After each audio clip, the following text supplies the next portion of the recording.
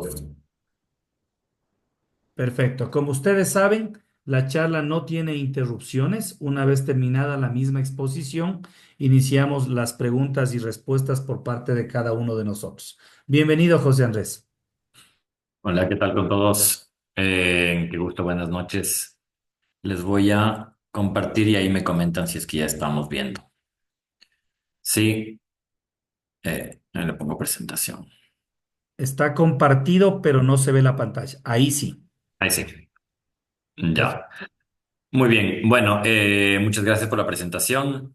Yo aquí lo que les quiero es hacer una presentación que va a ser un recuento, sí, va a ser una línea temporal acerca de la arquitectura en el Ecuador que llega a esta conclusión que se refleja en el título, ¿no? El reflejo de la arquitectura ecuatoriana, aproximación social o maquillaje de austeridad. Hace unos meses. Nosotros tuvimos la oportunidad de participar y de asistir a la Bienal de Arquitectura de Quito. Este es un evento que se lo realiza cada 2 años en la ciudad de Quito. Es uno de los eventos de arquitectura más importantes de la región.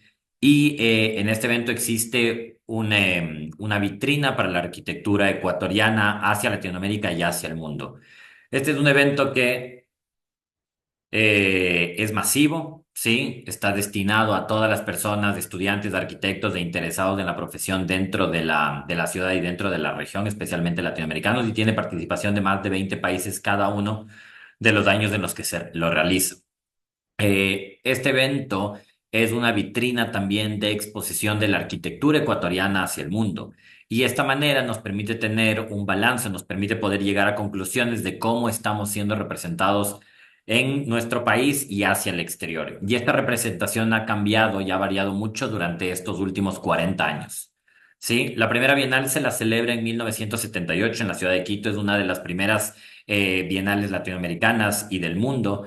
Y muchos referentes de la arquitectura como Luis Doleas o Evelia Peralta son los artífices de poder realizar este evento aquí en la ciudad.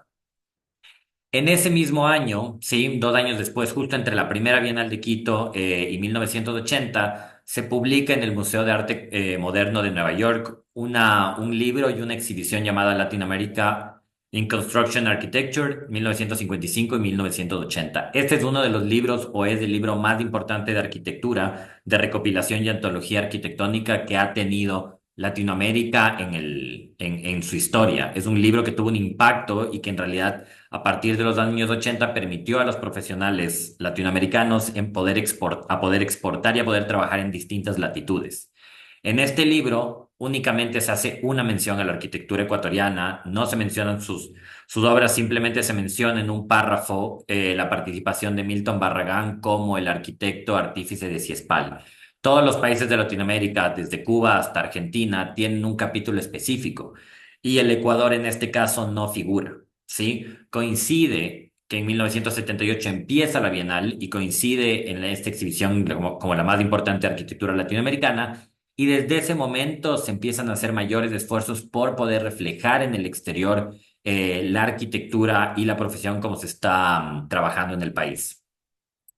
Esto nos lleva a que en ese año se hace un recuento principalmente de la década de los 70 de obras y se las premia estas obras y se las visibiliza. Sí, voy aquí a mostrarles como algunas de las láminas y de las obras que se presentaron en ese momento en la Bienal y que eran el reflejo de la arquitectura y de la obra construida de ese entonces. Entonces, seguramente muchas de estas ustedes las van a poder reconocer como las Torres del Magro, sí, como ícono, digamos, de la arquitectura en altura de Quito, en esta como extensión y en este desarrollo que empezaba a darse en los años 70 en la ciudad, principalmente en la área de la Mariscal y en este como hipercentro nuevo que se empezaba a desarrollar.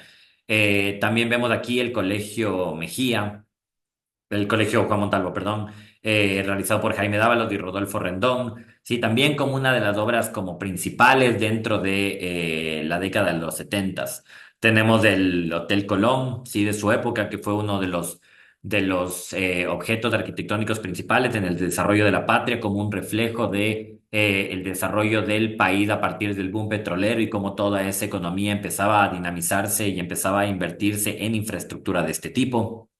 Eh, o también el complejo de piscinas en Amaguaño de Milton Barragán, sí, ahora muy modificado. La torre, el edificio Kofiek, igualmente en La Patria, como uno de los íconos de la ciudad y también como una representación de el estilo como moderno y brutalista que existía en ese momento y que estaba en auge en ese momento y que se empezó a importar eh, principalmente en Quito, pero también que tiene ciertos destellos que se empiezan a dar en ciudades como Guayaquil. Eh, Tenemos igual como aquí, como ven, justamente el edificio de Citibank en Guayaquil, ¿sí? De igual Jaime Dávalos y Rodolfo Rendón. El edificio Ciespal, que es uno de los edificios más icónicos que tenemos aquí en la ciudad de Quito y que por suerte ha mantenido como en todos estos más de 50 años ha mantenido su esencia y su carácter y su imagen.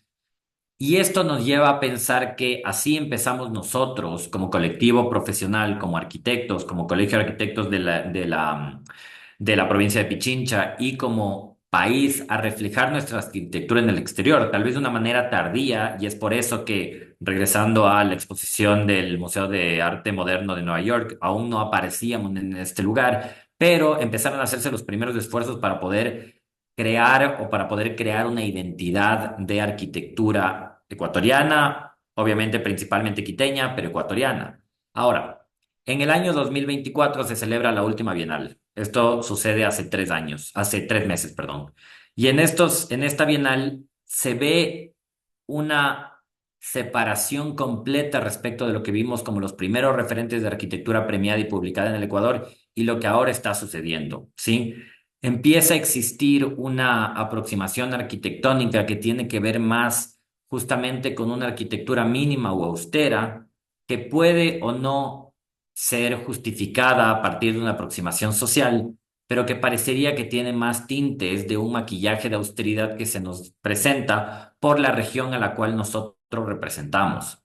Y esa es una de las, digamos, como diferencias abismales que hemos tenido como arquitectos y como colectivo profesional en los últimos 50 años, esta como separación, esta como desvinculación de una arquitectura como un elemento o como una profesión que genera objetos construidos pesados, que tienen como una vejez y una trascendencia en el tiempo, que parece que siempre han permanecido en el sitio.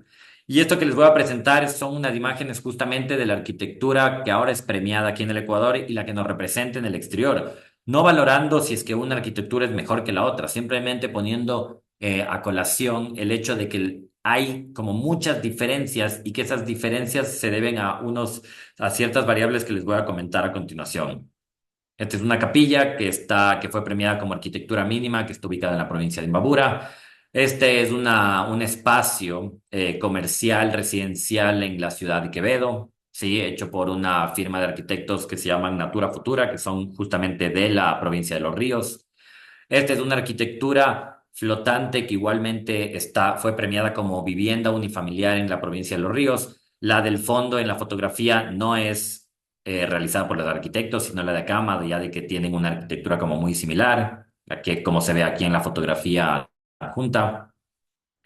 O esta aquí, que fue el Gran Premio Bienal, es decir, el mejor proyecto de los últimos 2 años en el Ecuador, ¿sí? Que tiene que es una arquitectura, sí, un poco como autóctona, que utiliza los elementos del sitio y que sirve como un equipamiento para ciertas como comunidades, en especial en la parte centro de la Sierra Ecuatoriana, ¿sí? Esta como diferencia y este contraste tan marcado de lo que sucedía al inicio en el campo arquitectónico en la ciudad y en el país y lo que está sucediendo ahora lleva a uno a intuir ciertas razones. Y una de esas razones es que este es el reflejo actual de la producción arquitectónica del país. Esta página se llama ArcDaily, es una de las páginas o es la página más visitada de arquitectura en el mundo. Sí, tiene como sus versiones en distintos países. Esta es la versión latinoamericana. Esta es una página a la cual es de acceso libre y que todas las personas pueden publicar su obra. Y si ustedes ven, hay cierta como línea estética de la arquitectura que se está realizando y de los edificios, casas, equipamientos que se están realizando ahora en el Ecuador.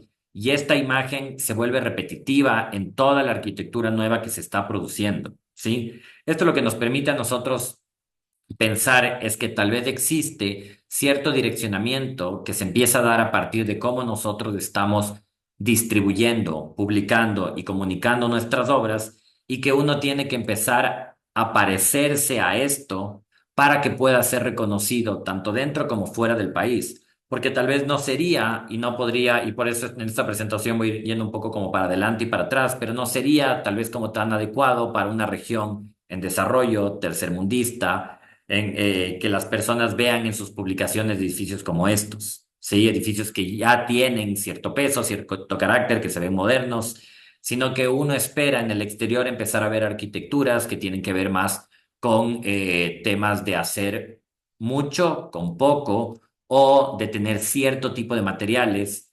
Por ejemplo, aquí vemos en esta edificación sí el uso del ladrillo, de la madera, más allá de que en la región costa no necesariamente el ladrillo es un material, digamos, que es como el más adecuado para estos lugares. O lo mismo ver este tipo como de arquitecturas, más allá de que la tipología que tienen como especialmente en los equipamientos en estos sectores no responde a estas formas, ni responde tal vez como a este uso de los espacios.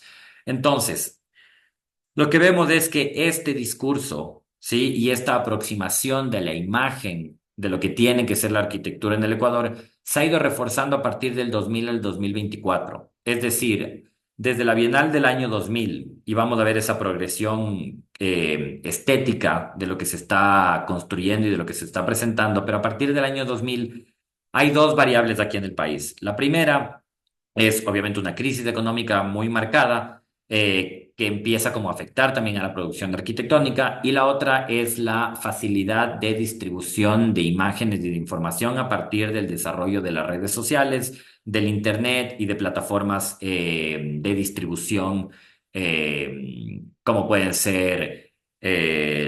como puede ser justamente el Internet, las páginas de arquitectura especializadas y también las publicaciones. Entonces, vamos a hacer un recuento de atrás para adelante, es decir, del año 2000 para el año 2024. Y de esta manera ustedes van a ver cómo existen unos puntos de inflexión respecto de la producción arquitectónica que no solo reflejan la realidad del país, sino que también reflejan este camino al cual hemos llegado para que nuestra arquitectura tenga una imagen que, como les mencionaba el título, lo dice, puede ser una aproximación social o simplemente un maquillaje de austeridad, ¿sí? Entonces, en el año 2002 tenemos tres referentes. Primero es del Palacio de Cristal de Guayaquil, que ganó el premio, sí, de restauración. Es un palacio que tuvo una restauración como muy importante en uno de los apogeos y de los principales esfuerzos por hacer revitalizaciones urbanas en la ciudad, ¿sí?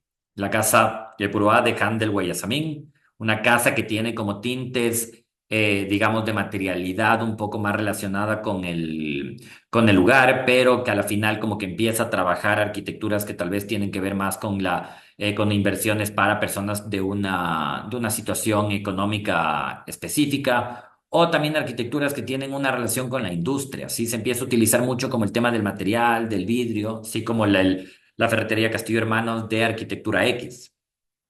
Estos son los premios que se empiezan a dar y las edificaciones que se empiezan a publicar a inicios de siglo. Y esta evolución sigue pasando durante la primera parte, del 2000 al 2010. Es decir, como que una vez más vemos que en la Bienal se premia, por ejemplo, el Ichimbía, sí, toda su restauración y el impacto que tiene como, en relación a la ciudad y al espacio público. También está la Casa de la Música, un esfuerzo privado de poder construir un espacio cultural dentro de la ciudad que no sea en el centro histórico o en el hipercentro y que permita generar otros polos de desarrollo, en este caso cultural, en otros sectores de la ciudad. ¿No es cierto?, el espacio del Centro de Exhibiciones Vaquerizo en Guayaquil, sí, que igual tiene que ver con esta política de renovación urbana y de inversión que teníamos en ese momento en los principales municipios de la ciudad. Sí, una obra que tiene aún su vigencia, que tiene una estética mucho más relacionada con la parte moderna y con el desarrollo industrial y material que tiene, que se tenía en ese entonces. Sí, el malecón del Salado en Guayaquil, una aproximación arquitectónica similar al que se dio en el Malecón 2000, otro de los premios de renovación urbana que se dieron en la Bienal del año 2006, o el Museo Yacu en Quito, que lo que permitía también era hacer una repotenciación de un equipamiento urbano que permita tener un impacto específico en los barrios que son perimetrales al centro histórico, que ya habían tenido, después de que el centro histórico había tenido una inversión y había tenido una repotenciación en su momento. Obras que en su momento empezaban a generarse también en lugares perimetrales al centro histórico, como este de Pablo Moreira, Natalia Corral y Yadira Árboles, que era una intervención de vivienda social que tenía que se pudo lograr y se invirtió a partir de la Junta de Andalucía y el municipio de Quito, y que se veía como una flexibilidad en ese momento de la ciudad y de las entidades, tanto públicas como privadas, para poder generar este tipo de proyectos que tienen aproximaciones sociales, pero que a la vez terminan siendo obras que más allá de su sobriedad son o tienen un impacto dentro de la ciudad. ¿Sí? La Casa Pentimento de José María Sáez, y este caso es interesante porque este es uno justamente de los puntos de inflexión que les mencionaba inicialmente, y esta casa y José María Sáez, que es un arquitecto español del cual vamos a ver un par de obras a continuación, es una casa que empieza a tener una experimentación material a partir de unos módulos prefabricados de hormigón, pero que es un punto de partida justamente como para llegar a exagerar el tema de hacer la arquitectura con menos, que luego se va a ver a continuación, ¿sí? En el año 2008 empieza a haber un desarrollo en el sur de la ciudad de Quito con un plan masa que se genera a partir del desarrollo y de la necesidad de crear vivienda social en Quitumbe, ¿sí? Este es uno de los proyectos de Patricio Endara, ¿sí? En su oficina. Este es un proyecto mixto de casas, de vivienda. O aquí está la restauración también premiada en la Bienal del 2008 de José María Sáez, ¿sí? A partir del año 2010 vemos cómo dentro de las obras de la Bienal de Arquitectura y de las obras premiadas dentro de la Bienal de Arquitectura, que también se empiezan a crear nuevos polos de desarrollo arquitectónico en ciudades como Cuenca, ¿sí? Está aquí el Mercado 9 de Octubre en la ciudad de Cuenca, una obra de Boris Albornoz que no solo tiene que ver con la repotenciación del mercado como tal, sino también como de todo el entorno, y es una política pública que en ciudades como Cuenca, por suerte, se ha mantenido en el tiempo. El Museo del Alabado en la ciudad de Quito, que son intervenciones que tienen tal vez una escala menor a las que veíamos inicialmente, como el Museo de Agua de Yacu o como tal vez el Palacio de Cristal de Guayaquil, pero que igual tienen un interés en generar infraestructura cultural en la ciudad a partir de cómo se pueden intervenir patrimonios establecidos.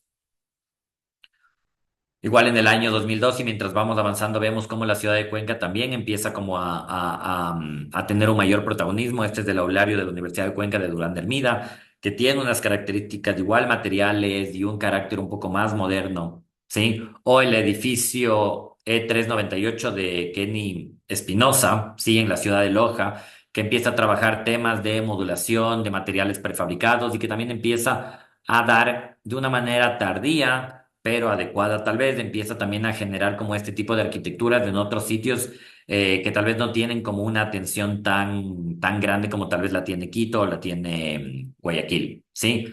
La casa Albarrobos, de los Algarrobos de José María Sáez, que es una arquitectura metálica, prefabricada, muy pesada dentro del paisaje como y de la topografía de la ciudad de Quito, ¿sí? Y aquí es el momento en el cual y estas obras van juntas porque José María Sáez, sí, es uno de los catedráticos de arquitectura más importante de la Universidad Católica de Quito, y debido a su línea y corriente de diseño e ideológica, él ha sido mentor de muchos de los arquitectos que en este punto de inflexión vamos a ver a continuación, ¿sí? José María Sáez, a partir de esta obra, empieza a trabajar con dos firmas de arquitectura como que ahora son muy relevantes, que se llaman Alborde y Daniel Moreno Flores. Y es aquí cuando empieza a aparecer esto como la imagen de arquitectura ecuatoriana. ¿Sí? Este, como les digo, es un punto de inflexión porque esta intervención, tal como la ven en la fotografía, se llevó el premio de la Bienal de Arquitectura 2012 de mejor intervención a edificaciones no patrimoniales. ¿Sí? Este es en realidad como un reflejo y es lo que nos empieza a dar la pauta y nos empieza a hacer comprender de que la imagen de la arquitectura ecuatoriana en un mundo mucho más mediatizado se empieza a reflejar de esta manera.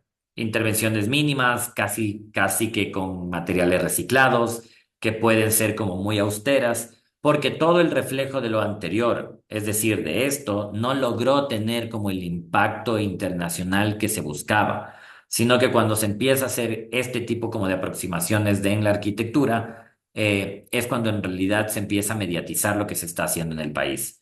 Y es por eso que a partir de estas intervenciones, la arquitectura ecuatoriana se empieza a publicar y empieza a tener un impacto mucho mayor internacionalmente, ¿sí? Ahí empezamos a ver que no solo dentro de la Bienal de Arquitectura se empiezan a premiar este tipo de edificaciones, sino que se empiezan a exportar, ¿sí? Esta es una intervención por parte de la firma de arquitectos Dalborde. Esta es una edificación que se hace en el Coca para para recibir cierto, es como un albergue, ¿sí? Para ciertas personas. Un mirador que se realiza en la laguna del Quilotoa, que ya en sus fotos iniciales empieza a tener como los rasgos de desgaste del material. Sí, tal vez a propósito para justamente como que mostrarlo como una arquitectura un poco más austera. Intervenciones como muy puntuales que tal vez pueden o no pueden ser propuestas de arquitectura, pero que tienen estos como detalles como un poco más de maquillaje, pero que a su vez empiezan también a transfigurar la arquitectura, ¿sí? La casa patio en este caso se desconfigura totalmente del patio como un espacio de reunión de esta tipología de edificaciones para generar este como patio, ¿no es cierto?, de agua que no permite como el uso de este espacio como en realidad la arquitectura y la tipología lo pretende. ¿Sí? O este que fue el Gran Premio Bienal del 2014, es decir, la mejor edificación construida en el Ecuador en el 2014 de Enrique Mora, sí, que es una casa que la realiza en la provincia del Guayas a partir de la caña guadúa, ¿sí? Entonces, es en este punto en el cual ya se deja totalmente de lado intervenciones que tienen que ver más con una aproximación contemporánea de la arquitectura, que como les decía igual inicialmente, no necesariamente se refleja como que esta es una arquitectura mejor o peor que la anterior.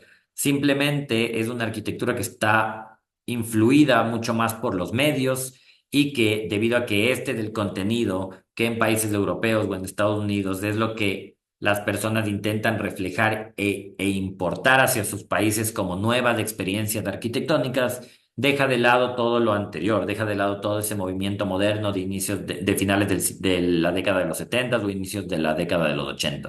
¿Sí? Hay unos destellos aún de arquitectura, como por ejemplo el Museo de Arte Contemporáneo del Coca, ¿sí? De Pablo Moreira, Natalia Corral y Yadira Álvarez. Pero empezamos y siempre con estos como destellos o papeles como secundarios dentro de las bienales y de las premiaciones, porque se empieza a dar como mucho más protagonismo a arquitecturas de este tipo, arquitectura reciclada, como esta casa de containers de Daniel Moreno, eh, arquitecturas casi crudas, sí, brutalistas en el sentido de como austeras, de con materiales crudos, que se da como en esta, que es una casa realizada igual en la provincia de Los Ríos por parte de Natura Futura, las aproximaciones del arquitecto y de la firma de Santiago Calero, que es una de sus obras que igual siempre empezamos a ver como elementos ya repetitivos, ¿no? Es la caña, madera, ladrillo, hormigón. Y todo esto parece que se empieza como a amalgamar como una receta, que es la receta que los arquitectos empiezan a tomar para asegurarse sus participaciones en las exhibiciones y asegurarse tal vez como su posible como exportación y su posible visibilización tanto interna como externamente, ¿sí? Y así continúa todo esto de las bienales. En el año 2018, sí, Juan Carlos Bamba hace este refugio a partir de ciertos como elementos que intentaban como investigar acerca de los aislantes, sí, Natura Futura con la casa entre bloques. Sí, la casa en los Zancos de Natura Futura, igualmente en Quevedo. Como ya ven, nosotros empezamos como a ver esto como casi de una manera homogénea, ¿no? O sea, se empiezan a ver todas las cosas igual, repetitivo el ladrillo, repetitivo la caña, repetitivo el hormigón. Y entonces esa receta ya no solo que se empieza como a utilizar, sino que es ya el canon de la arquitectura que se tiene que hacer aquí, ¿sí? Vemos nuevamente, casi como de manera que si es que lo pasamos rápido, no sabemos si es que tal vez es la una casi la otra, sin que eso signifique que estas arquitecturas tengan específicamente como un valor, tal vez en la manera en la que se aproximan. Sí, la casa Naranja Limón, igual de Daniel Moreno, que es una arquitectura casi reciclable. Esta casa ya no existe. Esta casa fue premio a mejor casa unifamiliar en el año 2018 y a día de hoy ya no existe la casa. Sí, porque por el sistema constructivo, por la parte estructural, tuvieron que desmontarla. ¿Sí? Otra serie de intervenciones, igual vemos como esta como reiteración de los materiales, ¿sí? Y también algo que sucede es que esta receta, ¿sí? Empieza a ser como utilizada de manera reiterativa y que las firmas empiezan a acaparar todo este como espacio de exposición arquitectónica. Este es el sexto proyecto de la misma firma que vemos y que fue premiada durante 3 bienales seguidas, ¿sí? Que si es que lo vemos como que empieza a tener como una repetición también y una mimetización no solo para otros arquitectos, sino dentro de las mismas oficinas de arquitectura, ¿sí? En el año 2022 pasa algo similar, más allá de que existen ejemplos como este, que es la Casa Pitahayes de José María Sáez, que empieza a explorar ciertos temas de fabricación de la madera a partir de la laminación en industria y que luego solo se ensamblan, que tiene como su interés también en la arquitectura, ¿sí? O lo que el trabajo que hace Javier Mera en Papayacta principalmente, que son arquitecturas mínimas, pero que tienen procesos de industrialización y que esto se monta, se fabrica en galpones aquí en la ciudad y luego se monta en sitios como Papayacta, ¿sí? Vemos aquí una obra en Baños, que es un glamping de Daniel Moreno, ¿sí? O la obra de Rama Studio. Entonces, es en este momento, en el año 2022 cuando el Colegio de Arquitectos de la provincia de Pichincha empieza a hacer una reflexión respecto de lo que está sucediendo en las bienales. Y esta reflexión les lleva a dar un paso a intentar socializar mucho más cuál es la participación, porque arquitecturas que tienen una vinculación más con la parte contemporánea, con otro tipo de tecnologías y que no reflejan esta arquitectura austera, empiezan a desligarse de la profesión y del Colegio de Arquitectos debido a que no veían un espacio posible para poder ingresar. Entonces, a partir de una reconsideración y de una revisita respecto de las decisiones que estaba tomando el Colegio de Arquitectos en la Bienal, empiezan a dar cabida y empiezan a dar espacio a otro tipo de arquitecturas.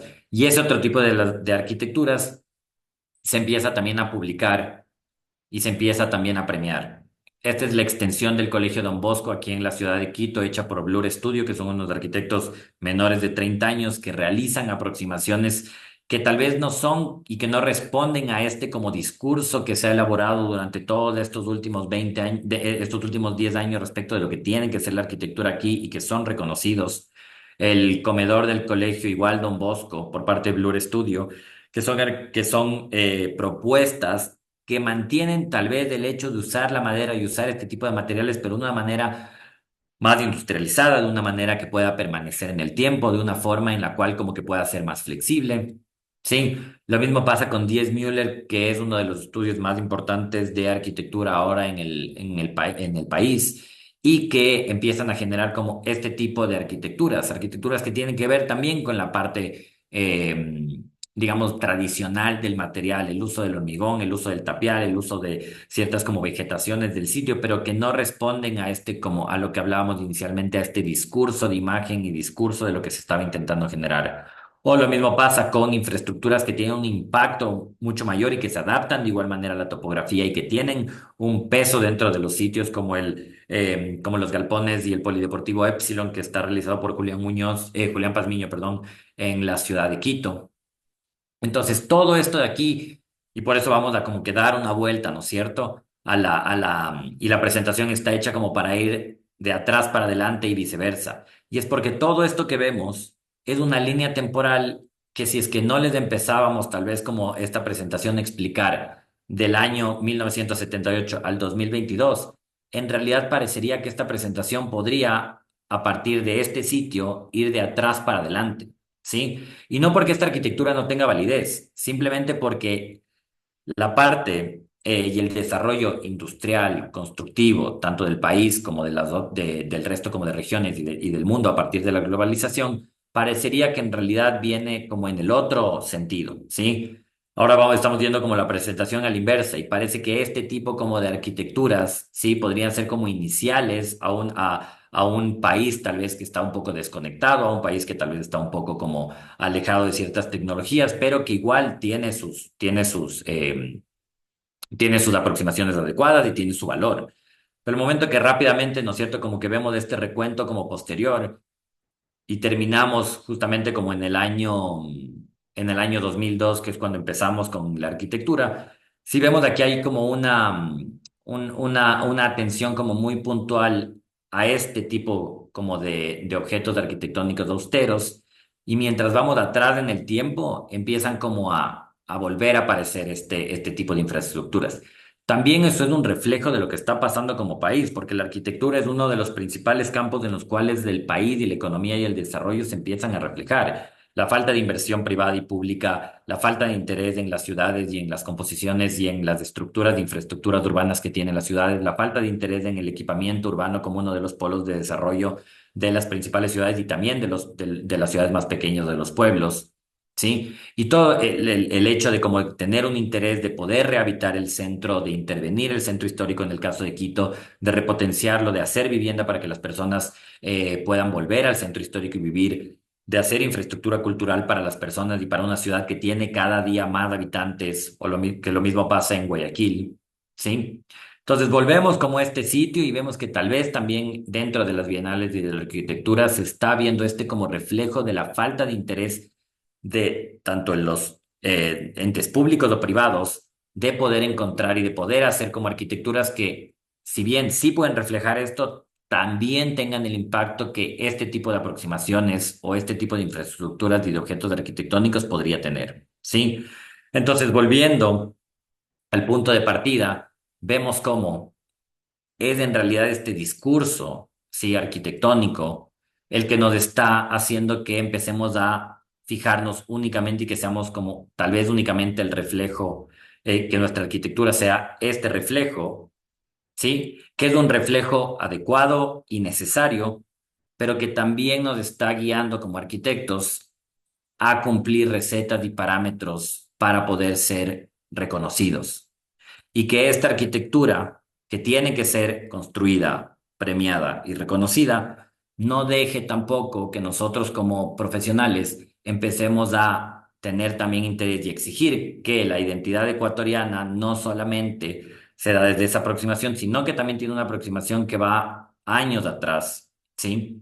Que también se refleja en este tipo de infraestructuras que tal vez tenían un impacto urbano, social y económico que puede ser o que es tan grande y que permitirá que este tipo de publicaciones a futuro y que la manera en la que nos reconocen y nos ven en el exterior también tenga su relevancia y que todo esto que vemos, y por eso puse de las bienales estas fotografías, porque parece que la Bienal de Arquitectura de Quito no es un evento tal vez como reconocido o que tenga como la atención que debería tener, pero que de igual manera es así de multitudinario y que de igual manera es como que este es el interés que tiene la arquitectura dentro de la ciudad y dentro del país y que a partir de eso deberíamos como empezar a rever y a volver como a esta pregunta de si es que en realidad lo estamos haciendo o estamos ahora creando como nuestra arquitectura como una aproximación social o si simplemente se está haciendo un maquillaje de austeridad para que la arquitectura se refleje de esa manera en el exterior. ¿Sí? Esto lo hago porque, como les decía, la Bienal de Arquitectura y aprovechando eso se celebra cada 2 años y es un espacio que parece que es un espacio que está como muy ennichado para solo los arquitectos o los estudiantes de arquitectura y que al momento en el cual como que tenemos espacios como este para poder explicar cuál es la importancia de estos espacios y explicar cuál es el impacto de la arquitectura para las otras profesiones y para la ciudad, que se pueda también como que regresar a ver desde otros campos a la Bienal de Arquitectura y a la arquitectura como no solamente como la práctica del diseño arquitectónico, sino también como el entendimiento de que el impacto de los edificios y de las edificaciones de todo tipo es un impacto cultural y social que nos afecta a todos y que la imagen que nosotros presentamos tanto en la arquitectura como en otras muchas ramas, es una imagen que también nos representa a todos como sociedad. Em, es por eso justamente como la presentación y es por eso justamente como estas como inquietudes y esta como revisita que quería el día de hoy compartir con ustedes. Sí, muchas gracias. Muchísimas gracias, José Andrés. Si le puedes quitar la presentación para poder compartir las preguntas y respuestas con los diferentes amigos y colegas. Le dejo de compartir entonces, ¿no? Sí, le dejas de compartir. No, ahí Correcto. está. Bueno. La variación que ha tenido la arquitectura ecuatoriana lo ha expresado José Andrés y obviamente como esta aproximación social o el maquillaje de austeridad. Estimados colegas y amigos, los que deseen realizar las preguntas correspondientes lo alzan la mano a través de las aplicaciones del Zoom o directamente en la pantalla o a través de preguntas que se lo puede hacer mediante el chat. Podemos iniciar.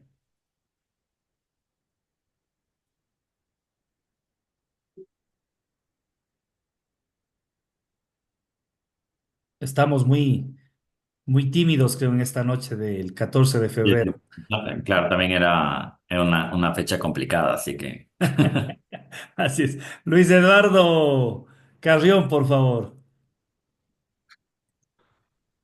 Buenas noches, qué gusto. Muy bien, José, por tu presentación, muy interesante.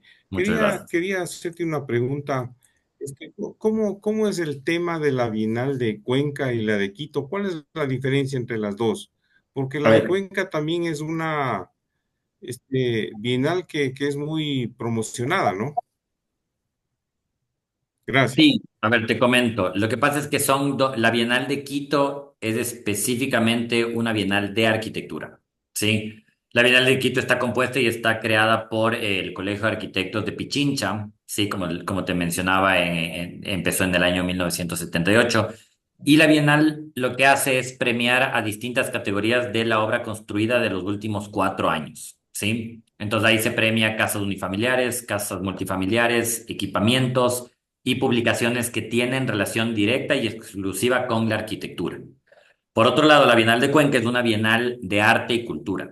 Es decir, la Bienal de Cuenca es un espacio de exhibición que si bien tiene una relación con la arquitectura, es más colateral, porque en realidad la Bienal de Cuenca son espacios donde la ciudad se activa y donde se realizan exhibiciones principalmente como de artes plásticas, esculturas, pinturas, y todo tipo como de aproximaciones artísticas, ¿sí? Entonces se utiliza como los espacios arquitectónicos de la ciudad de Cuenca. A su vez, también como que tienen ciertos recorridos por obra construida de Cuenca y se hacen como ciertas visitas y se hacen como ciertos eventos con arquitectos. También porque la arquitectura siempre ha estado como un poco ligada con el arte. Sí, muchos arquitectos son también artistas. Pero esa, digamos, es como la diferencia, ¿sí? O sea, la Bienal de Cuenca tiene la aproximación como del arte contemporáneo, mientras que la Bienal de Quito es exclusivamente de arquitectura. También hay un tema acá que la Bienal de Arquitectura de Quito en realidad, debido a su trayectoria, es la bienal más importante de Latinoamérica, es el evento arquitectónico más importante de Latinoamérica. Eh, hay la Bienal de Córdoba, que también es bastante importante, y hay la Bienal Iberoamericana, que se celebra en distintas ciudades dependiendo como el año. Pero la Bienal de Quito, por suerte, también el último año ya fue catalogada como un evento de interés cultural por el Ministerio de Cultura del Ecuador. Por lo tanto, también como que eso ayuda para que a futuro como que tenga financiamiento y como que pueda ser protegido como evento. Más allá de las pandemias y más allá de las crisis, como que es una bienal que se ha celebrado ininterrumpidamente. En el año 2020 se celebró en línea. Y digamos, esa es como la principal diferencia. Y está abierta para todos los tipos, o sea, para edificaciones público y privadas. Como te decía, la única condición es que que hayan sido construidas en los últimos 4 años. Muchas gracias, muy claro. Félix Vaca, por favor.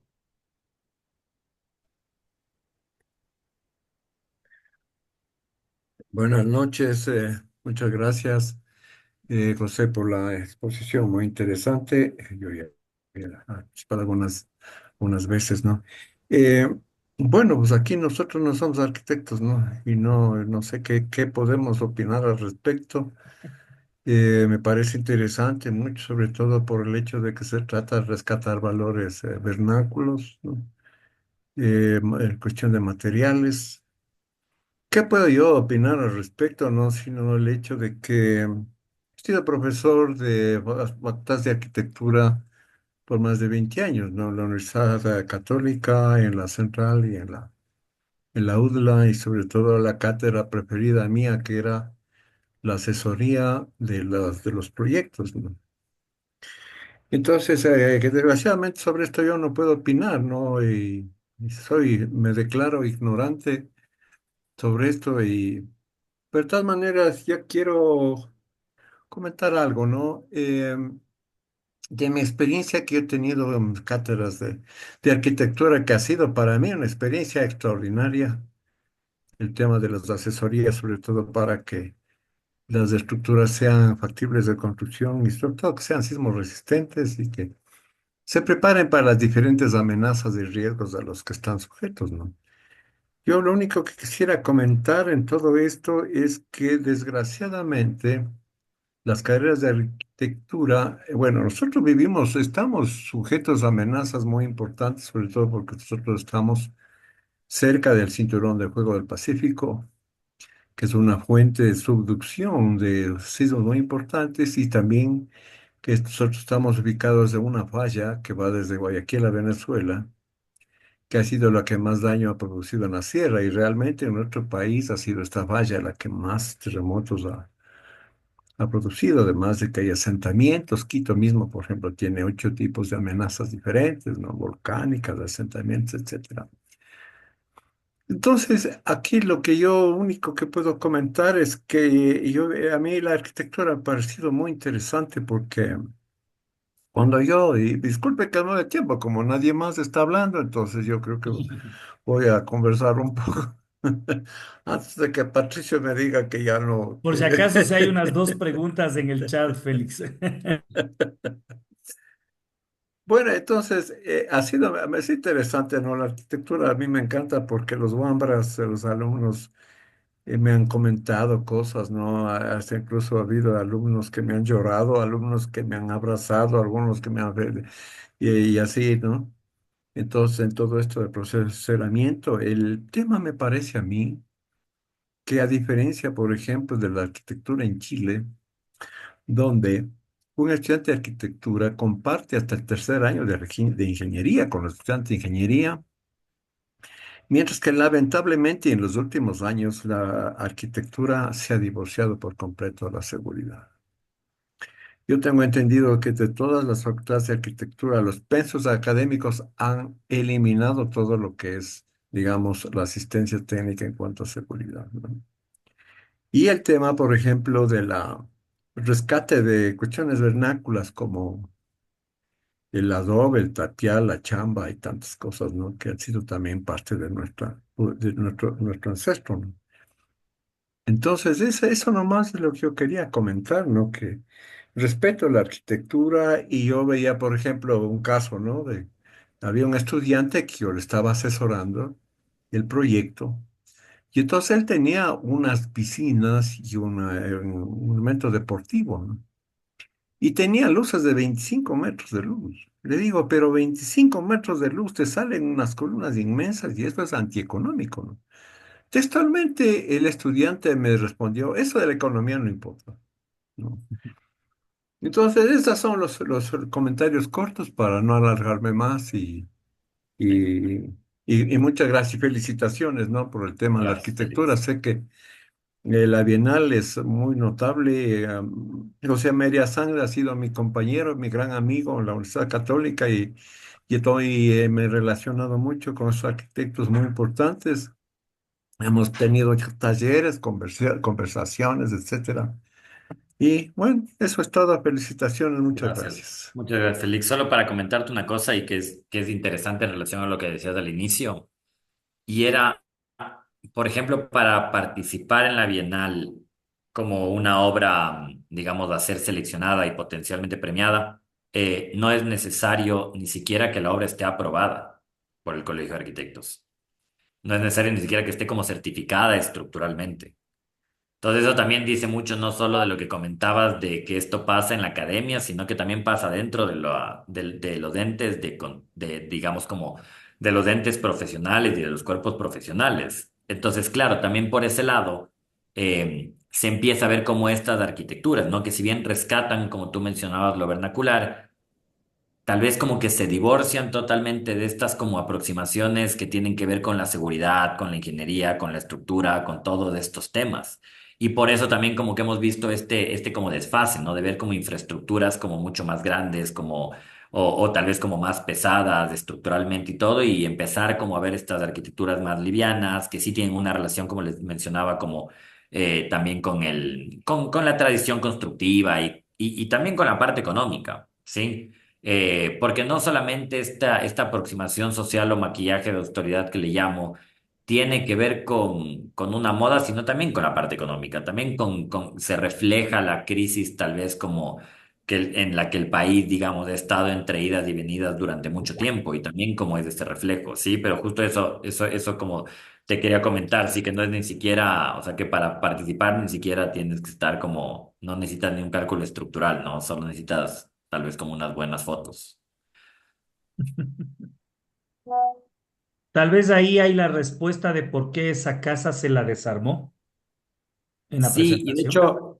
de hecho ese es un ejemplo como muy particular porque en la presentación de la Bienal de esa casa se menciona que esa casa costó $50,000, que cuando a nosotros nos plantean de esa manera, pensamos que es un precio accesible y como adecuado para hacer una vivienda social, pero esa casa tiene 47 metros cuadrados.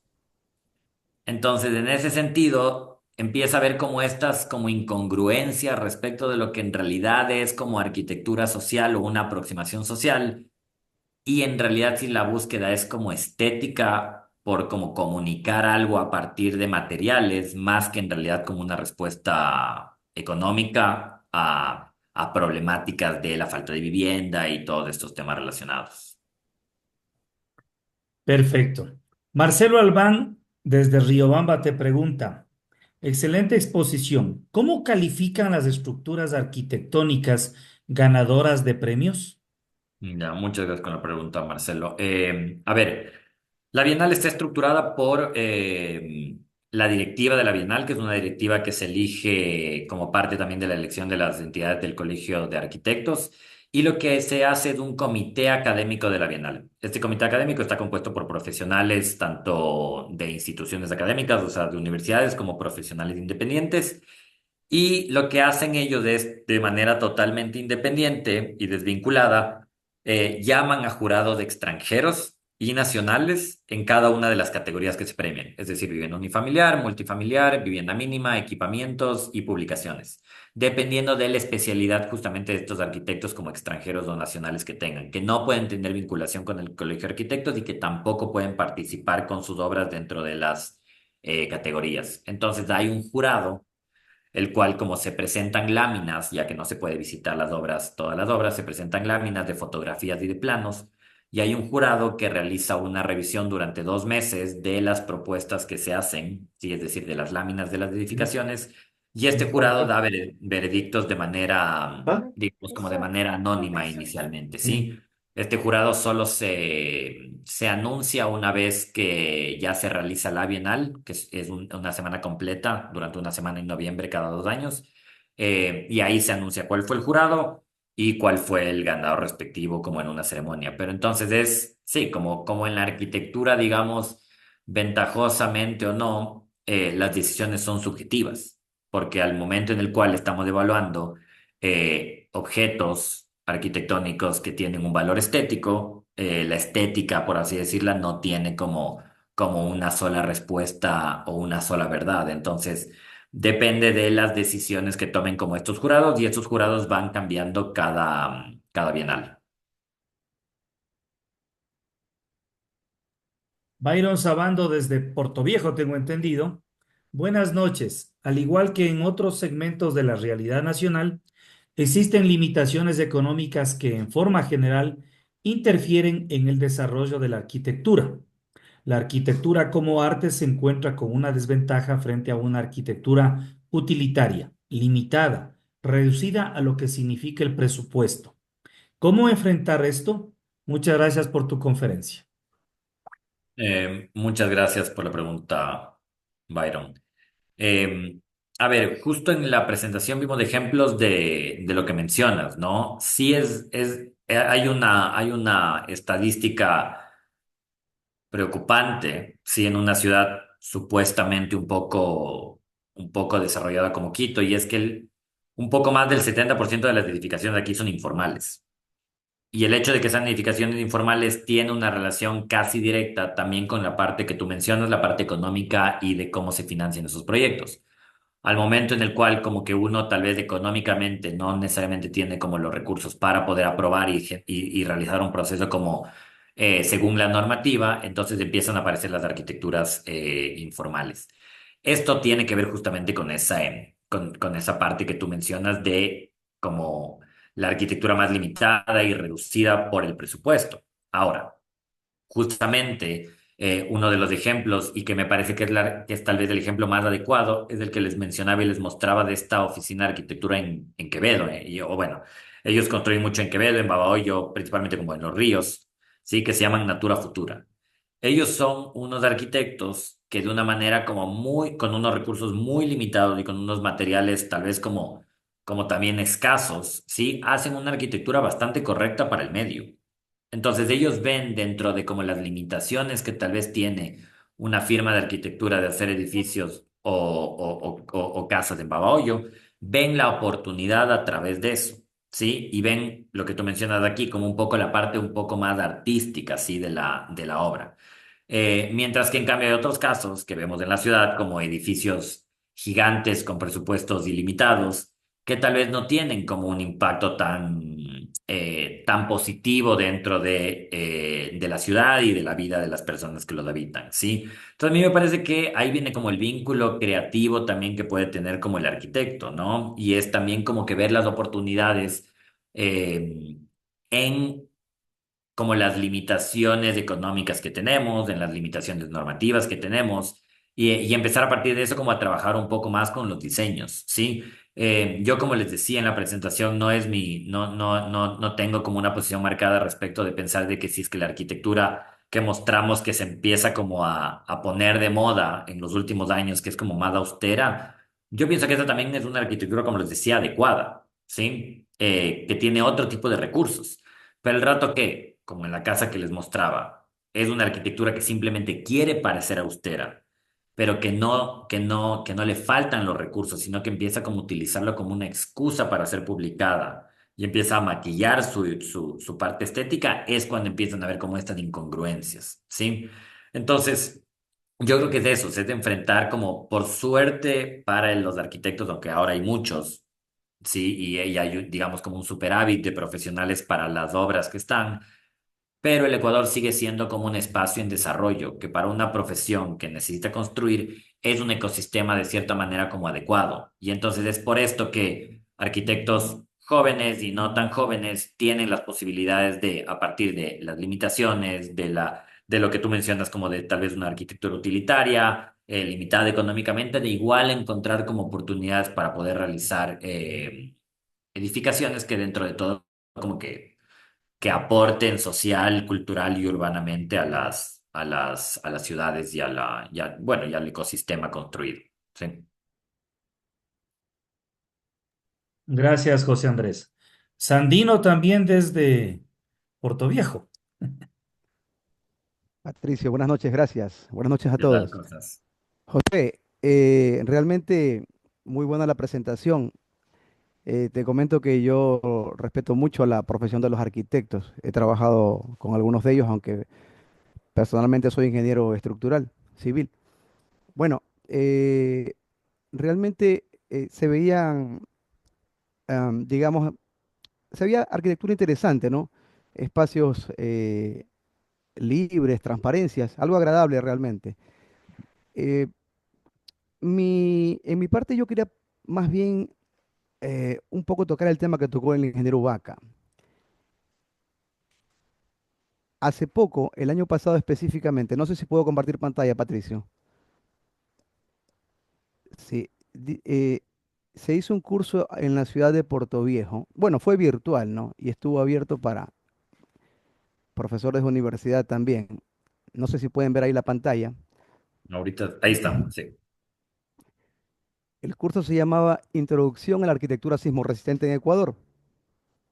Fue entre marzo y abril de 2024. Ujú. Menos de un año tiene el curso.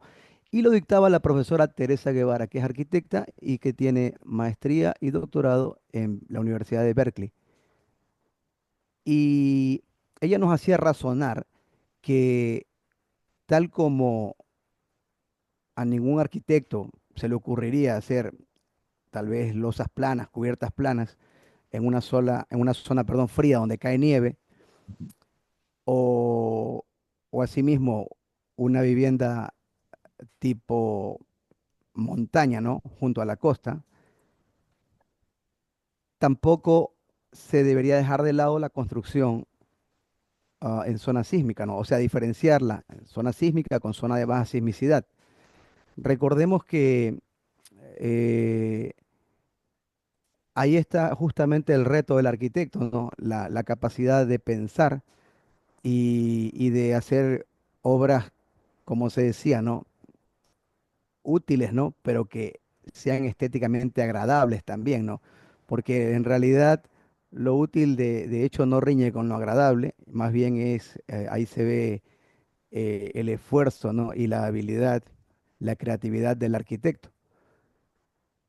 Este mercado que se ve al fondo es el nuevo mercado de Puerto Viejo, ¿no? Que tiene un diseño sismo resistente y se ve una arquitectura agradable, ¿no? Personalmente a mí me parece agradable. Mi pregunta va enfocada a tu opinión, ¿no? ¿Qué te parece realmente? ¿Tú crees que el hecho de que un arquitecto tome consideraciones sismo resistentes lo está limitando de alguna manera? ¿Es como una camisa de fuerza? ¿O más bien es, como dije, ¿no? Un reto para que se hagan cosas, digamos, agradables, ¿no? Pero tomando conciencia que si desde la arquitectura no se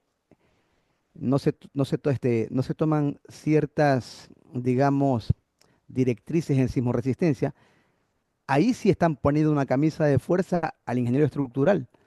Porque vi algunas imágenes ahí, por ejemplo, que tenían de imagen en Quito, ¿no? Que como Ujú. decía el ingeniero Vaca, es una zona de alta sismicidad. Ahí se veían, por ejemplo, soportales, ¿no? Diáfanos, ¿no? Y en la parte de atrás, sí, todo lleno de mampostería. Claro. Bueno, vuelvo a reformular la pregunta. Entonces, ¿qué opinas tú al respecto? ¿Se debería considerar, ¿no? Tomar consideraciones sísmicas en la arquitectura? No sé, tal vez alguna materia, ¿no? O Sí, crees que necesariamente es un limitante que le ponen a la creatividad del arquitecto? sabes que, y gracias por tu pregunta, y también como interesante esto porque, claro, uno se pone a pensar y esta charla, este como curso, ¿era para arquitectos o para ingenieros? Principalmente se invitó a catedráticos de universidad que tenían entre su propuesta la carrera de arquitectura, ¿no? Pero también a ingenieros que también daban clases en la carrera de arquitectura y algunos funcionarios del GAT de Portoviejo, porque el GAT de Portoviejo era el que organizaba este evento. Por cierto, está grabado, si quieres te lo puedo Ah, compartir. buenísimo, sí, Sí, sí, muchas gracias. la autora tiene un libro muy interesante que se llama Configuraciones urbanas en zonas de alta sismicidad, que también te lo puedo compartir. Ella nos dio el permiso para hacerlo. También al resto de amigos del grupo, ¿no? Claro, seguro. Y, y bueno, la idea era que crear conciencia entre los catedráticos, ¿no? Para que puedan transmitir estas ideas, porque realmente si sucede, como dice el ingeniero Vaca, que se han eliminado ciertas materias importantes, ¿no? Que tienen que ver con la estabilidad y sismoresistencia de una edificación, bueno, se está perjudicando, digamos, al arquitecto en el sentido de que va a estar ciego, ¿no? Siempre va a estar a expensas de lo que diga un ingeniero y prácticamente va a querer imponer su opinión. No, solucioname con lo que te estoy dando, ¿no? y Claro. no va a ser un poco empático, ¿no? Con el hecho de que vivimos en una zona de alta sismicidad. Sí, ¿sabes qué? Yo creo que, y es totalmente cierto lo que decía justo Félix Vaca, y es que se ha desligado totalmente a la parte como estructural de la arquitectura en virtud de darle importancia a la parte del diseño y estética. Pero ¿a qué es lo que voy con esto? Es que yo no sé si la respuesta es enseñarles de estructuras a los arquitectos o enseñarles de arquitectura a los ingenieros. Yo creo que la respuesta es que en un mundo y digamos como en un ambiente académico que tiene tantas posibilidades como de intercambio, lo lógico en realidad sería que los proyectos de arquitectura y los estudiantes de arquitectura, dependiendo obviamente el nivel en el que están dentro de la carrera, empiecen a trabajar de manera colaborativa con los estudiantes de ingeniería y viceversa. Es decir, como que me parece que el diálogo, ¿no es cierto?, que deben tener como estas facultades de instituciones y que eso signifique que tal vez en arquitectura van a hacer un taller de proyectos arquitectónicos que tiene relevancia o que le van a dar más importancia a la estructura, que de esta manera puedan tener alumnos de las facultades de ingeniería civil que están trabajando como que temas estructurales y que tengan un grupo colaborativo que puedan como empezar a partir de estos diálogos, proponer arquitecturas, como mencionabas que se dio en este curso, en los cuales se tienen parámetros. Se tienen parámetros estructurales, se tienen parámetros de sismoresistencia, se tienen parámetros y que también del otro lado, ¿no es cierto? Como la parte de los ingenieros también puedan como que ayudarles a decir, a ver, esto es lo que pasa si haces pórticos, esto es lo que pasa si usas diafragmas, esto es lo que pasa si usas como estructuras livianas. Esta es la luz máxima que puedes tener con una viga de metal de tal peralte.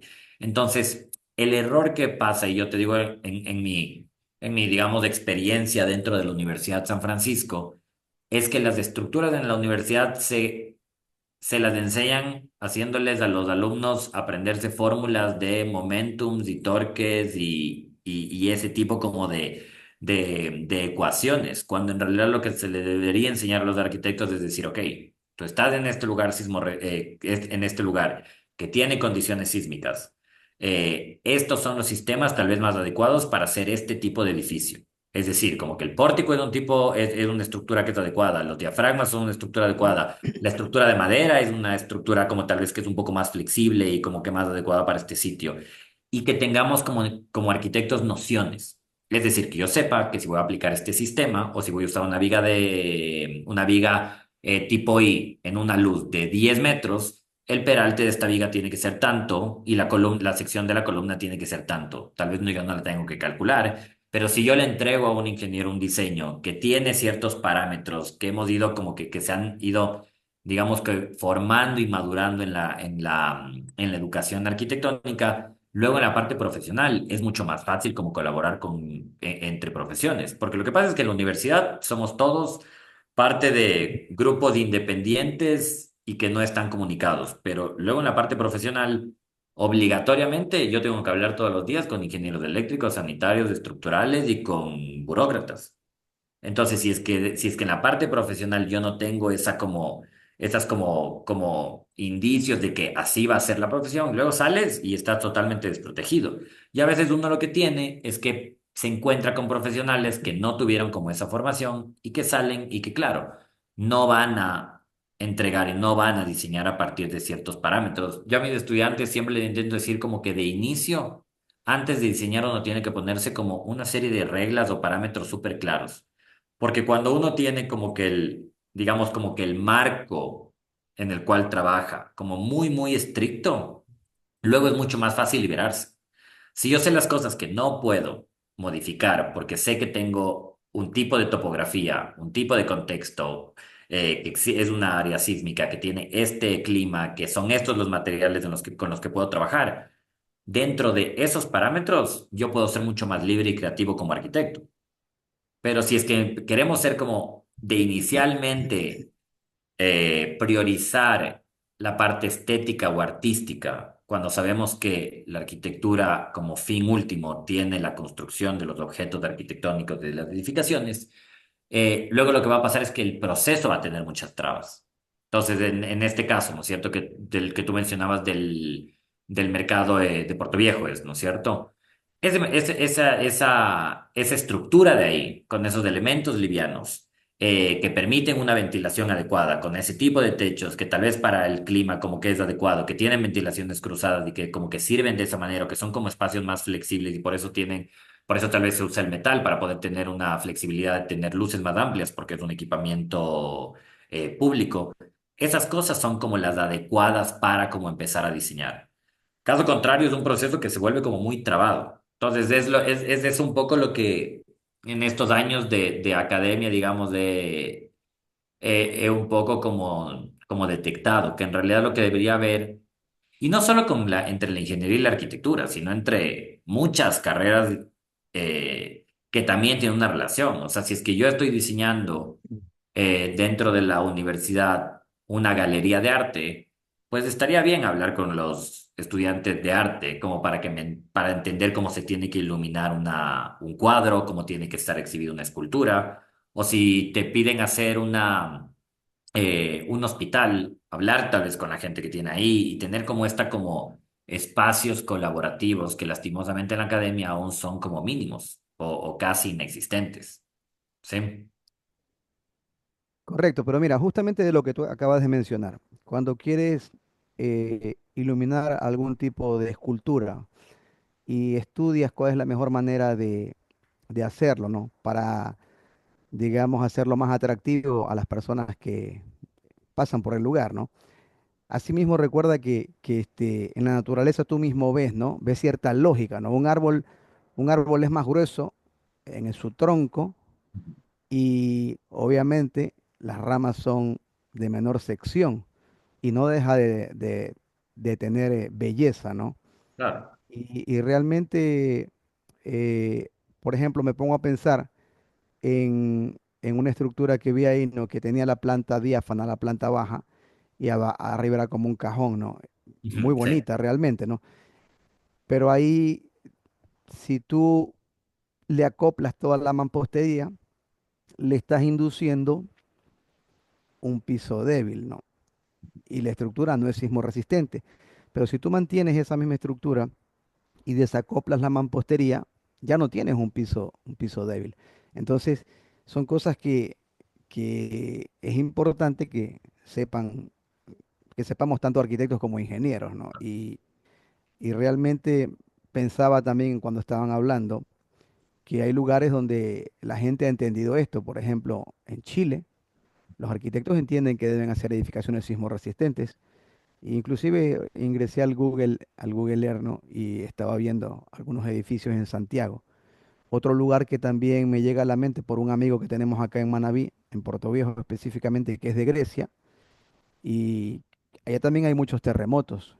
Igual también los arquitectos han congeniado el lugar donde viven, ¿no? Con sus habilidades, ¿no? Y no se puede decir que es una camisa de fuerza en ese sentido, ¿no? Porque ya hay arquitectos haciéndolo, sino que más bien desafía su creatividad, ¿no? Y creo que sí sería muy importante, ¿no?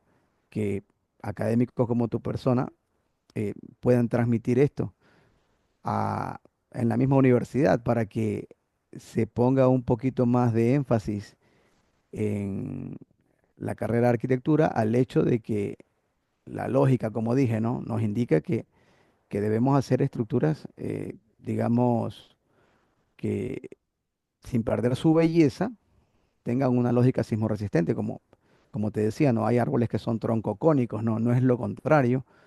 Y cuando por ave motivos vas a hacer algo como vi también una edificación ahí como un péndulo, ¿no? Que era en la base era de menor sección y arriba se abría como tipo hongo tal vez, ¿no? No. Esa parte de arriba debe ser mucho más ligera, obviamente, ¿no? Entonces, todo ese sentido lógico debería ya el arquitecto tenerlo en mente, porque si no, lo que está haciendo es entregarle al ingeniero estructural algo que, por más esfuerzo que se dé, no va a tener una concepción sismo resistente, más allá de que cumpla una norma, que cumpla, entre comillas, una deriva de piso que me indica la normativa y va a estar expuesta, ¿no? Hasta que no pasen estas cosas que han pasado en ciudades pequeñas como Puerto Viejo, ¿no? No ocurran en ciudades grandes como Guayaquil o Quito o Cuenca quizá, ¿no? Parece que no, la gente no lo va a entender, ¿no? Piensa que solo ocurre en otros lugares y no en el mío. Pero se dijo específicamente ahora que hay una falla que atraviesa Quito también, ¿no? Entonces, es un tema que no se puede tomar a la ligera, ¿no? Y si nos preocupamos por temas de cómo está evolucionando la arquitectura, si es austeridad, si es un reciclaje, ¿no? Realmente también debemos considerar este factor, ¿no? La sismoresistencia. Sí. Claro, y por eso, solo como para completarle esto, y luego creo que alguien más tenía una inquietud, y es que, claro, si tú ves como en los últimos años seguimos como arquitectos premiando eso, y parece como que no tenemos memoria de lo que tú mencionas, ¿no? O sea, lo que pasó en el 2016 de todas estas como preocupaciones estructurales, pero seguramente la edificación que tú comentabas se hizo después. Y es como que igual no se tomaron las consideraciones, o sea, igual no hay como arquitectos, igual seguimos como que cayendo en los mismos errores y no haciendo este proceso adecuado como el que dices de como ya tener todas estas consideraciones previas al diseño y que nos aseguren como la seguridad, o sea, que nos aseguren como tanto la eficiencia como la parte de seguridad estructural que necesitamos, más aún en el contexto como en el que estamos, ¿sí? Así que sí, eso. Muchas gracias, Anil. Bien, Gracias a ti. ¿alguna otra inquietud tal vez? Fernando. Hola, buenas noches, José. Entonces, ¿qué tal? Felicitaciones por tu presentación. Sabes que a mí me parece que estamos hablando ya del futuro, sí, ese futuro en el que trabajamos no solo colaborativamente, sino que nos vamos alimentando en las fronteras entre las especialidades. En ese sentido, a mí me encanta siempre poner el ejemplo, pero antes de eso, digamos, mira, a mí me parece que básicamente hay tres cosas en la ciudad. Hay el tema del desarrollo urbano, hay el tema del ambiente, ¿no? Y finalmente hay el tema del riesgo. Y entonces eso nos lleva a nosotros en cada acción a tomar en cuenta diversas especialidades. Y quiero ponerte el ejemplo. Me parece que básicamente falta una reflexión en las ciudades sobre lo que es el espacio público, sobre cómo normarlo y cómo desarrollarlo. Y el ejemplo que te pongo yo es algunas experiencias pequeñas que estamos empezando a hacer en Quito. Y en ese sentido, el que primero desarrolla el espacio público es el arquitecto, porque piensa en lo social, porque piensa en el espacio en que va a implantar su propuesta, ¿no? Y claro, eso un poco está regulado en nuestra ciudad por esta nueva norma que se llama la normativa verde-azul. Y entonces, claro, puede ser una entelequia, ¿no? O sea, si no entendemos esto como un trabajo colaborativo. En ese sentido, el arquitecto pedirá a los especialistas, al hidráulico, por ejemplo, en mi caso, yo soy ingeniero del agua, o al eléctrico en el tema de la iluminación, etcétera, en todo lo que tiene que hacer en el espacio público, ¿no?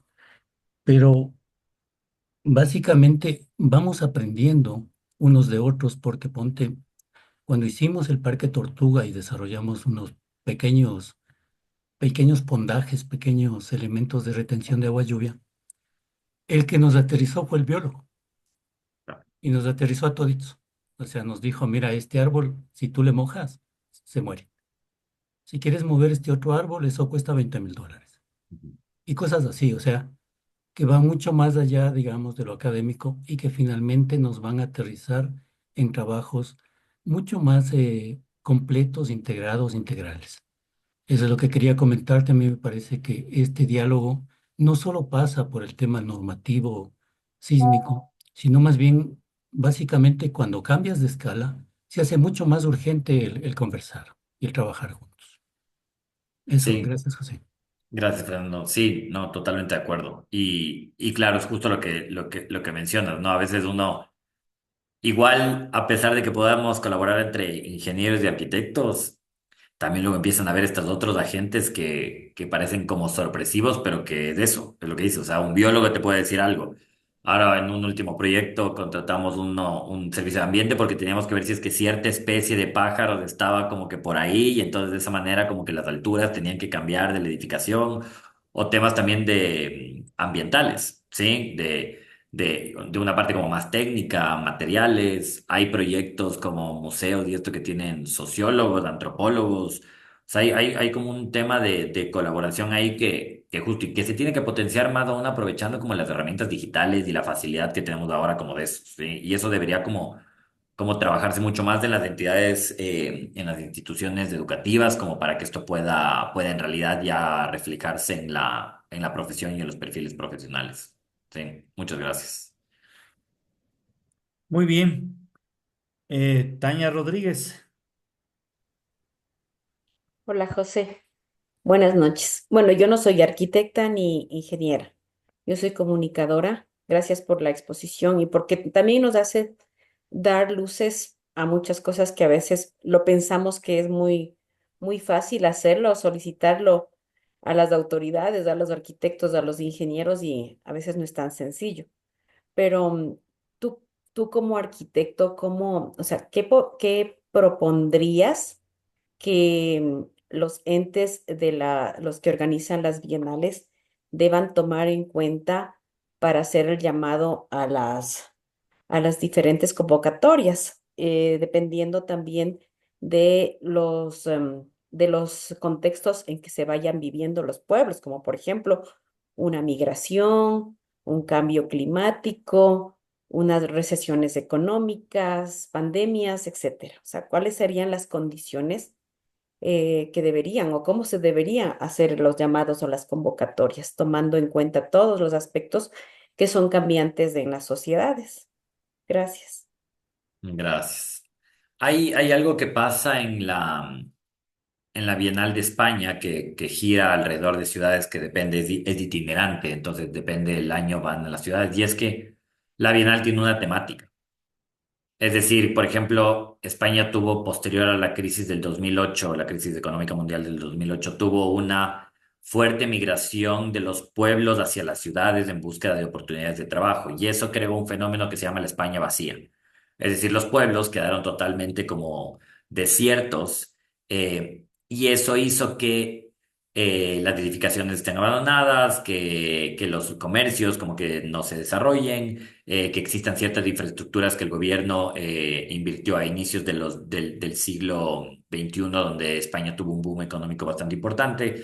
Y todo esto como que se realiza y la Bienal lo que hace es como que toma estos temas que son preocupaciones como puntuales y los hace la curaduría para que la Bienal tenga esa temática. Entonces, las obras que están como que tienen mayor atención en esas bienales, tal vez son obras de repotenciación de vivienda para que la gente pueda volver a estos pueblos, o tal vez de infraestructura para que estos pueblos como que puedan tener como que sigan teniendo como que condiciones para sus habitantes, o tal vez como que reformas de proyectos de vivienda que estaban destinados a familias nuevas, pero para que ahora sean como proyectos de vivienda que estén destinados para personas mayores, porque estos pueblos se quedaron sin jóvenes. Entonces, eso me parece como un modelo tal vez interesante, en el cual, por ejemplo, después del terremoto en el año 2016, tal vez pudo haber sido interesante hacer como una revisita de ese suceso y la Bienal 2018 que tenga esa temática para ver cuáles son como los aprendizajes que tuvimos en estos 2 años como post terremoto y que también se puedan poner pautas para cuál y cómo tiene que estar como enfocada la arquitectura a futuro. Lo mismo nos pasó en el año 2020 con la pandemia, es ver cuáles son como las condiciones o las variables que uno como arquitecto tiene que considerar a partir de como la posibilidad de que existan como este tipo de eventos. Entonces, darle una temática y una temática como dar una temática posterior, después de como unos años de maduración de estos temas y de como que ya poder sobrellevarlos, me parece que es importante porque si no, la memoria de todos, pero en especial de la arquitectura, es como bastante frágil en el sentido de que tuvimos un terremoto, nos preocupamos de la estructura un par de años y después como que se vuelve como a repetir los mismos errores, ¿sí? Entonces tal vez como darles ese enfoque podría ser como una buena manera como de enfrentar no solo como la parte de premiar arquitectura que se está realizando, sino también como que de enfocarla para que como que tener estos como puntos de atención más específicos, ¿sí? Muy bien. Hay Muchas tres gracias. cositas nada más. Marcelo preguntaba si los lampings son exclusivamente para el campo o pueden ser aplicados para ciudad. La otra, ¿por qué la Bienal de Quito es la más importante de Sudamérica? Y la última, ¿dónde están los grandes constructores, por ejemplo, en Quito, frente a estos temas ¿cómo podríamos llamarle? De aproximación social, de maquillaje o de negocio. Sí, a ver, le respondo así como en orden. Entonces, sí, el tema del glamping en realidad es un tipo, un nuevo modelo que se está realizando, se utiliza más como para el campo, pero sí hay como en ciudades, ¿no? Pero de una manera como más perimetral. Entonces, sí, como tiene una aproximación más hacia como estar en el campo, tener vista, como tener todo, por eso generalmente se ubican en sectores más rurales, por así decirlo. Luego, ¿por qué es la más importante? Es porque, digamos, es la que más años de vigencia ininterrumpida ha tenido en la región y a partir de como que las personas que están invitadas, los jurados, como que ha tenido una relevancia y un impacto como bastante importante en Latinoamérica y también, bueno, en América en realidad, porque es una bienal que también considera, por ejemplo, los Estados Unidos y Canadá, y España y Portugal. Entonces, más ha sido en un tema como de vigencia y por aquí han pasado figuras como de las más importantes de la arquitectura, tanto como anterior como contemporánea, y eso le ha dado como este prestigio, ¿sí? Y de lo último que mencionaban es, en realidad lo que ha pasado es que ciertos grupos de inversión en la construcción inmobiliaria y por ende también como que tienen relación con la arquitectura, en realidad no tienen espacios en estos eventos. No tiene nada que ver ahí con que si es que no son parte o si simplemente no se les da el espacio. No sé si es no sé si es una aproximación adecuada o no, pero parecería que la intención del Colegio de Arquitectos de la Bienal es intentar desligarse de estas como prácticas económicas inmobiliarias que son como tal vez mal vistas socialmente y es por eso que no se les da como el espacio en este tipo de eventos. Entonces existen constructoras que tienen aproximaciones sociales, que están haciendo esfuerzos, que tienen como inversiones en vivienda social en distintos puntos de la ciudad o en otras ciudades, pero que simplemente como que no se les da el espacio y como no se les dio el espacio, tampoco ya tienen un afán en estar en ese espacio. Entonces, en realidad viene un poco como que de lado y lado, ¿sí? Porque aquí ya hay un tema cultural que está como instaurado, que estos como eventos son tal vez como un poco más, y esto es un tema político que no, digamos como que se menciona aquí, pero no digo que lo uno sea mejor que el otro, pero son como justo más sociales, entonces más como de ese sentido, entonces tener como una vinculación, patrocinios, participaciones o todo de empresas más como conservadoras de derecha, como que parecería que está en contra del discurso que quieren como presentar. Entonces por eso ha habido como esta como desvinculación de la parte privada, de empresas con estas como otros esfuerzos que parecerían ser como más sociales y que también son los que en realidad se toman más en cuenta aquí y que son los que, como vimos en la presentación, son los que parecería que son más relevantes o que tienen más visibilización en el país. Perfecto. Bueno, Listo. agradecerte profundamente por tu amplísima exposición, muy clara, muy interesante. Agradecerles también a los 19 colegas y amigos que nos juntamos en esta noche e invitarles al mismo tiempo para el próximo viernes a la misma hora para un nuevo diálogo vinculado a nuestras profesiones, la profesión de la ingeniería en general y obviamente con nuestros buenos aliados como son los arquitectos. José Andrés, te deseamos todos los éxitos, muchísimas gracias. Muchas Recordarles que esta gracias. charla será subida también a nuestro canal YouTube, en el cual lo pueden compartir con sus colegas y verlo y visualizarlo nuevamente en caso de requerirlo. Muy gentiles, un feliz 14 de febrero a Muchas todos. gracias. Hasta luego. Buen fin de Chao, semana. chao. Chao. Gracias, gracias. Buenas noches, gracias. Gracias, chao, chao. Muchas gracias. Felicidades. Buenas noches, feliz día de San Valentín a todos. Gracias, de igual manera, Félix, Ulpiano, Hasta Wilfrido, luego. Jenny, Rafael, un abrazo a todos. Un abrazo.